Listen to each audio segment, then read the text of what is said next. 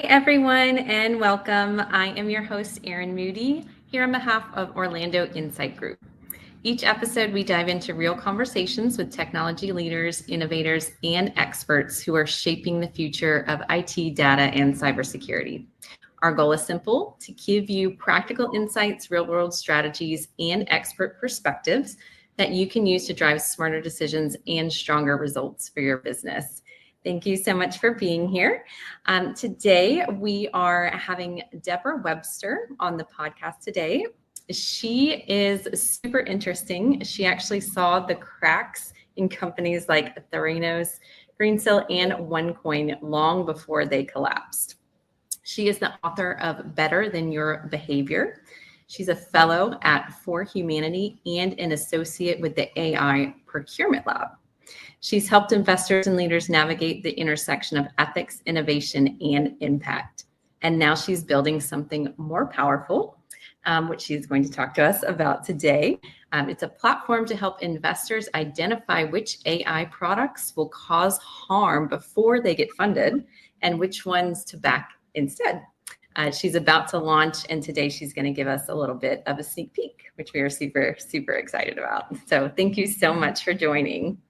Thank you for having me. This is awesome. Of course. So one thing we kind of touched on in your intro was that you actually saw the red flags with companies like Theranos before they collapsed. So I'm super curious to hear, what were you seeing in those companies that others missed, and how has that maybe helped you sharpen your radar today? Gosh, the Theranos story was petrifying. So there was an investor I had done a lot of work with, and there were some rogues we had already identified, and we have like this red list, and we keep tracking people. And I was building this model, and he called me one time, and he's like, these friends of mine have invested in a company. They've invited me to invest. Could you run it through your model and see what you turn up? Right. And I'm really, really honest. How people talk about imposter syndrome. I was like, this is my model. It can't be any good. And, the media was all positive and gung-ho about Theranos and Elizabeth Holmes at the time. And Right. I ran it through my model, and normally I have access to the founders, and so I can interview them. This was the first time I was doing it through, so I had the deck and I had information that was available online. So it was like a different way of running my model. And I was seeing these red flags, and the red flags were kind of simple and really obvious, but not so obvious, because when the whole world is telling you this is an amazing company, you're kind of like, well, who are you to kind of, say that everyone is wrong? But it's Right. like always evasive. There's this pattern of, so I came across a lot of people before who were World Economic Forum Young Global Leaders. And I noticed when people hear that, they assume good enough for them, good enough for us. And it's innocent by association. And what I learned to do was put that aside and just doing really, really good due diligence. And I suppose I have an advantage because I used to be a partner with one of the leading Shreks, so one of the leading executive search firms. And so every single day I used to interview people, and you Right. start to see this. You start to see this pattern. So it's that kind of thing, and then it's the dynamics of people, and it's how people answer questions, the intonation. So it's sentiment analysis on steroids, I suppose you could say. Okay. Yeah. Interesting. Yeah, so I have a background in recruiting too. So when you talk to hundreds and getting up into thousands of people, you do start to pick up on, the kind of the BS meter, I guess you could say. Exactly. And then like what you were saying, you have to trust those instincts and don't rely on, that kind of confirmation from other people. Like look at the facts and trust what you're finding. So it's funny. So when I was building the model, I asked a lot of investors, especially like in the earlier stage. So how do you know? Because they would always say, well, it depends if I like the founder. It's like, well, what exactly are you looking for? Right. Because Right. it's all nebulous, and they didn't actually have any specific data points. And I found a major hack that a lot of them are experiencing. So if they liked the founder, they would typically do due diligence to prove their gut's right. And that's confirmation bias. So as a Right. system, you need to do is you need to put that aside and you need to do your due diligence to prove yourself wrong, which is quite hard for most people who have like a pretty healthy ego, right? So Yes. yeah, these funny little quirks and asking really basic, simple questions. So there's this one co-founder, again, all over the press, and it's extraordinary how people are really hacked by what they read in the media. Right. And I was looking at his at their due diligence questionnaire, and there was a referee on there. That is the person is a household name, and I just asked him a simple question: does this person know he's in your DDQ? And his answer, it's a pretty binary question, right? Yes or no? Right. And he's like, Yeah. it will be fine. Okay, well, that's not a yes, which means it's a no, and it's actually an orange flag because you were deflecting.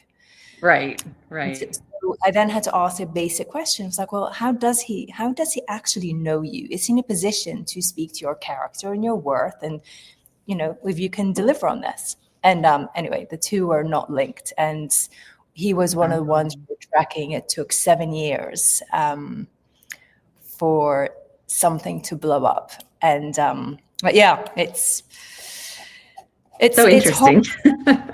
It's heartbreaking, because there's some really brilliant founders out there that may not have, another hack is people tend to gravitate more towards extroverts instead of introverts. And if someone gives a really clean, slick presentation, they kind of manage to kind of wheedle themselves into someone's brain. But for me, it's actually how people answer questions, because it shows the depth of their understanding of something. So I was doing due diligence for some investors on blockchain technology. And the number of CEOs I asked, what protocol are you using? And the majority of them said, oh, I don't know, my tech guy knows. And the problem with this is it does raise the question. It does raise the question of what other major decisions are being made in your company that you're not aware of. And as a CEO, the buck stops here. You should actually know everything, right? Or at least know the logic behind the decisions. Yeah, at least you can't know every little detail of everything. You need to trust people like the CTO to put their expertise in. But like you said, you still need to know high level, why are we doing it this way, and the details that are going into it. So very interesting. I can tell you have a super cool job, like looking into all that kind of stuff, and helping investors not be part of that whole blow up with companies like Theranos. That is obviously a very good lever for them to have going in. So I kind of wanted to jump in on something that I've seen you say when I was doing some research, and that was that ethics shouldn't be an afterthought. It should be a strategic edge, which I love. When you kind of said that, and when you have that thought, why do you think that it's a risk for industries to think of ethics as more of an afterthought than the forefront of what they should be thinking about? It says so much about the state of the world that we even have that as a question. Are we just mad, right? So people are always surprised when I say I don't like social entrepreneurs. So don't get me wrong, what they're doing is very, very noble. But having this subset subconsciously gives permission to regular entrepreneurs to cause harm. Now, if it's not, so let's just look at, for instance, pollution. And let's just say there's no regulation for it, as a thought experiment.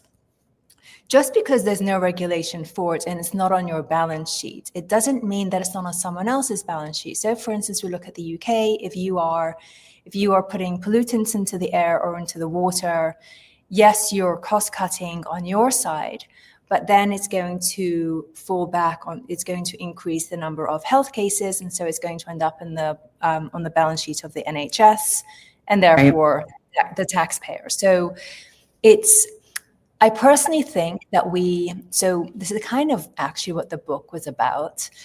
So when I was growing up, my mum used to say to me, when I criticize you, it's not you I criticize, but your behavior, because you're better than your behavior. So when it comes to the tech space, and especially the AI space, I always think about, for me, it's the difference between people and our behavior and humanity and our potential. And this matters when it comes to data and algorithms, because they're trained on our behavior, but are they actually primed to help us be better versions of ourselves? And I think that space is so fascinating. And that in itself is also like a whole kind of minefield of ethical choice, of instances of ethical choice, because the individual must always be in the seat of their decisions. But anyway, I'll go into detail on that if you wish. But it's one of my I love it. I love where you're going with that. So please continue. So when I was first introduced to LLMs, it was before ChatGPT came out. It was the founder of a company I invested in ages ago, and he called me and he's like, "Deb," he said, "I've been experimenting with something. I'm going to send you the login details. Play with it. Tell me what you think."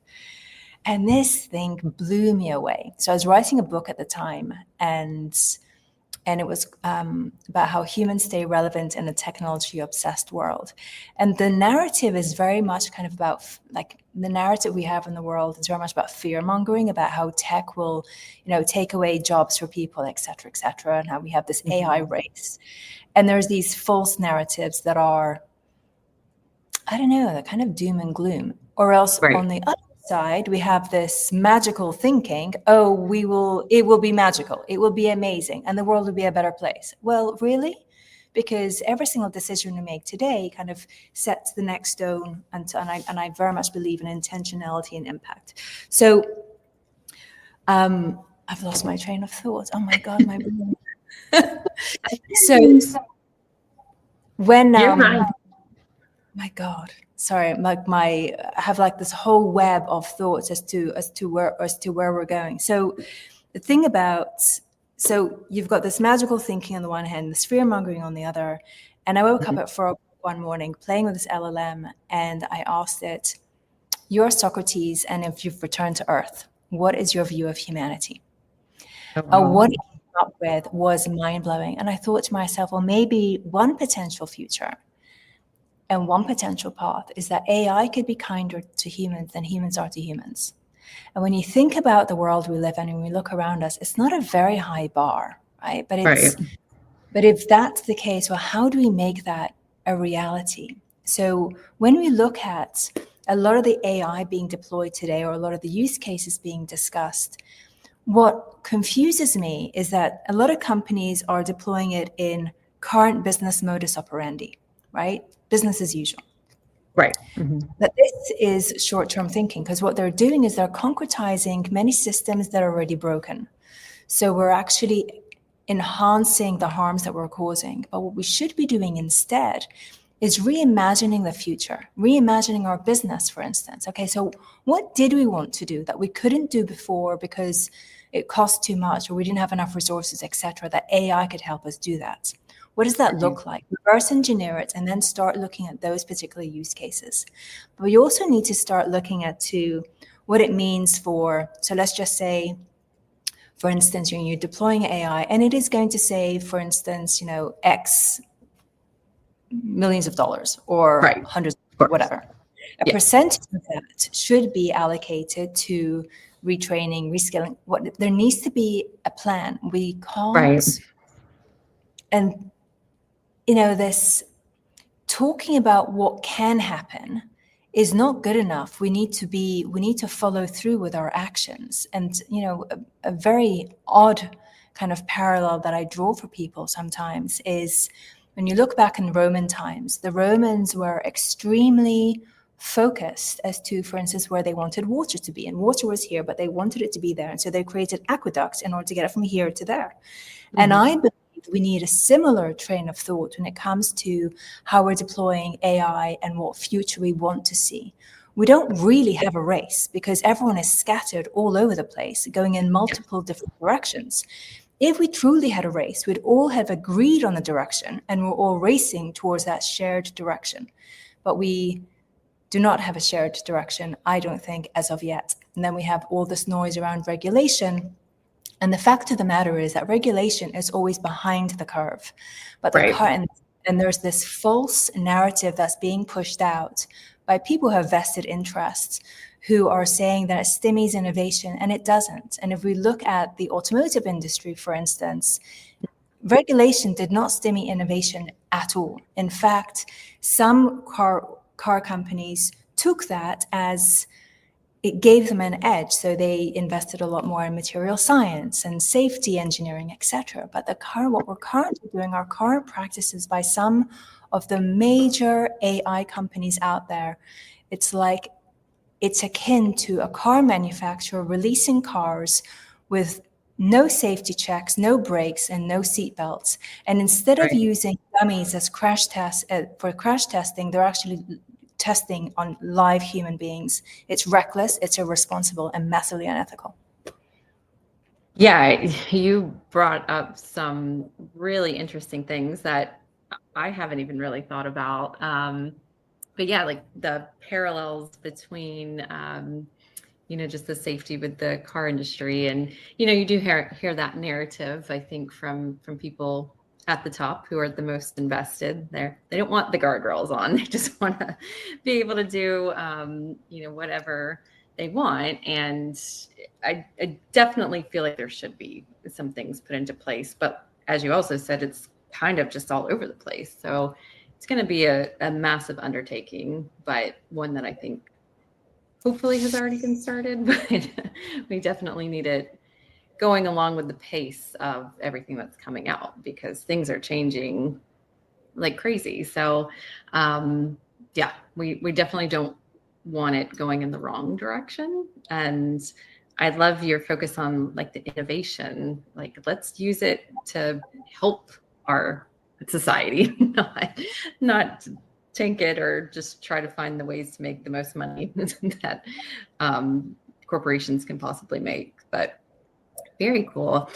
So kind of piggybacking off of all of that, you have drawn a lot of clear parallels between kind of the hype around AI and some high-profile failures of the past. So are there any patterns you're seeing and kind of with all of your experience in kind of identifying those orange and red flags?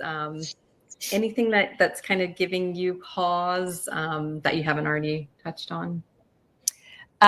So there are certain companies, I don't need to mention, people watching this are massively intelligent, and the writing is right in front of us. Unfortunately, we are running on default thinking and default systems. So I have a few favorite books, and one I always come back to is The Age of Surveillance Capitalism by Shoshana Zuboff, because it is the appalling, disgusting way big tech companies have amassed huge amounts of data on regular citizens. And I think one of the greatest risks in the AI space, well, there's actually two, right? One is that there would be a huge blow up, breaking trust in the technology entirely. And so then we go into an AI winter. That's one. If we don't start operating more judiciously, more wisely, and more ethically. The second one, which I think is actually more scary, is a death by 1,000 cuts, where people the analogy is the frog that's put in cold water and boiled gently, where because tools are so convenient and because people can't actually disconnect from them. So for instance, something simple you mentioned used to be in recruiting. If you look at the amount of recruiting tools out there where people actually don't have a choice, really, of whether to be profiled by them or not. And there's another phenomenal book on this subject, which I highly recommend to everyone, called The Algorithm. Because whilst there's all this noise about people losing their jobs, if people knew the technology that's being deployed upon people, both to get jobs and also once people are in companies, they wouldn't want to work with these companies. So since we've touched upon this, I want to bring a situation to people's awareness. There's an asymmetric relationship, power dynamic between employers and employees and candidates, right? And what we're doing is we're deploying technology in that landscape, enhancing that asymmetry. So for instance, you have some recruiting tools where this piece of tech analyzes, gives insights to the interviewer, right? If we're truly using this technology to level the playing field, the candidate should actually also be given insights on the person that's interviewing them and the company and whether they're a good fit for them. Because it would enable people to be wiser on where they invest their time and talent. And that would be an amazing kind of... Yeah, that would be incredible. Exactly. But this is the thing, like, so when you look at the supply chain of these tools, you have the developers, you have the investors, you have the companies and the individuals buying the tools, and then you have the individuals using it. So I tend to look at that entire supply chain. So a lot of the work with For Humanity, for instance, has codified a lot of the regulations around the world and is training auditors on how to identify and make sure that all the tools are trusted and trustworthy and make sense for humanity. One of the things I love about Ryan, the founder, and all the volunteers, the volunteers are from every single corner of the planet. So we have diverse inputs and multi-stakeholder engagement, which is massively important to build responsible tools. And then from the procurement side, I do work with Dr. Carrie Miller, who is absolutely phenomenal. And her and a few other colleagues have created this program to upgrade the level of awareness of people buying this technology, because people don't know what questions to ask before they buy this technology. And so you often see like a default kind of thinking of, well, so-and-so is using it, and so it's fine. Or, it's so-and-so has invested in it, so it's got to be good. But there are some going back to the same thing you were talking about before. It's like people just want to know who's doing it. Okay, they've got it. I don't have to think about it. I'll just do it too. There's this title that we say, like, leaders and leadership. Unfortunately, a lot of our behavior is not leadership-like. I think it's more sheep-like. And we need more leaders. Sorry to be a cheeky monkey, but hey, I say it as it is. All right, perfect. So we've got a few more minutes left. I'd love for you to take that time to talk to us a little bit about your new launch. So you're going to be launching something new that makes your pattern recognition system available at scale. So without giving too much away, could you tell us a little bit about what you're building and what kind of change you hope it will drive? So thanks for that. Yeah, so I have wrecked my brain about this for a really, really, really long time. And it's kind of how I got into ethical AI in the first place. But I've identified certain people in the marketplace who have some phenomenal tools that fit very well with the model I have in pattern recognition. So I talk a lot about people's inner algorithm. I don't believe that people should subcontract their decision-making to tools. I believe we first need to upgrade our awareness and then use the tools to enhance our thinking and enhance kind of our decision-making, but not to subcontract our decision-making. So what I'm launching is developing investors' awareness as to what questions to ask, having a structure, an ethical kind of guidebook for them, instead of just looking at the financials, looking at the human dimension. So the risk from the founder's perspective, the team dynamics, particular inflection points. We've mapped out this whole kind of thing, and then we've got tools as well as human insight to enable investors to make wiser and more ethical decisions and stop burning cash, right? Because the opportunity cost is just off the charts. There's too many great founders being eclipsed by noisy ones. And we need that good technology to come to the foreground. I mean, there's a lot more thinking behind it, in which once I'll tag you, and then I'm happy to divulge more. But yeah, definitely keep me in the loop, and we can obviously share it with our audience as well, and get that information out there. It sounds awesome. Like you said, it's not just, everything's not about the financials. We also have to think about the whole picture. So helping them with those questions is super helpful. On that point, though, there's one thing I'd really love investors to stop saying and thinking. And I've had the privilege of working with some phenomenal investment bankers in this world. One of them keeps telling me, he's like, please, Deb, keep reminding people that integrity, ethics, and profits are not at odds with each other. They are part of the same equation. And there's many, many, many amazing examples of that in this world. So, yeah. Yes, I love it. No, that's very important to put out there. They don't have to be at odds with each other, and put it all together, and you're probably going to have the best of both worlds. All right, great. And then on a lighter note, just to end it, your puppy dog, Fraggle, often makes appearances on Zoom with you. What has she taught you about leadership, or just being a human in our crazy world right now?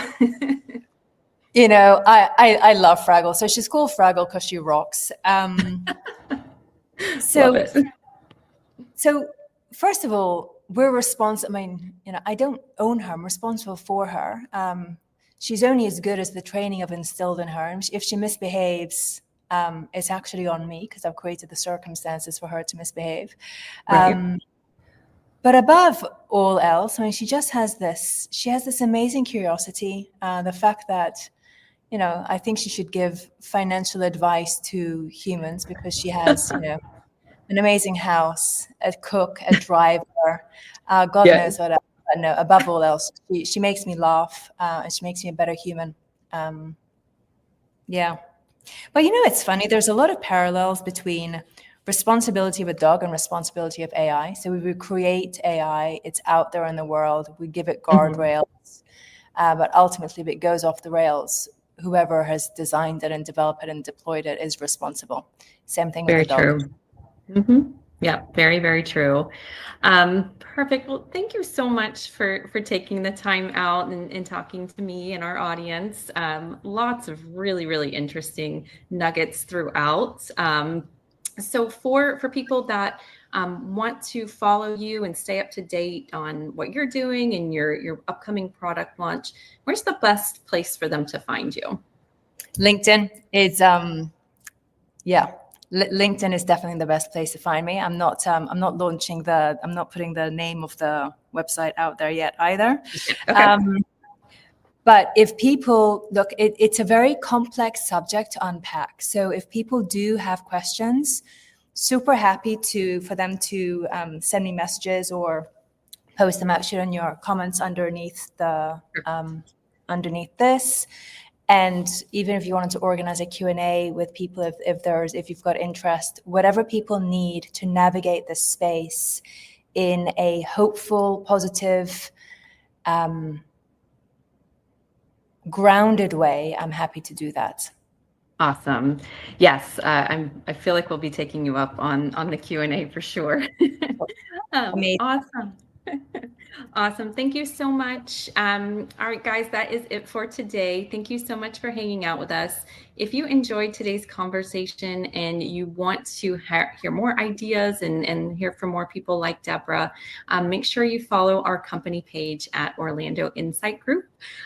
We are trying to do interviews like these about once a week or so. As Deborah kind of highlighted there, we do like to have people come back. I think this is a super interesting topic that a lot of people would like to hear more about.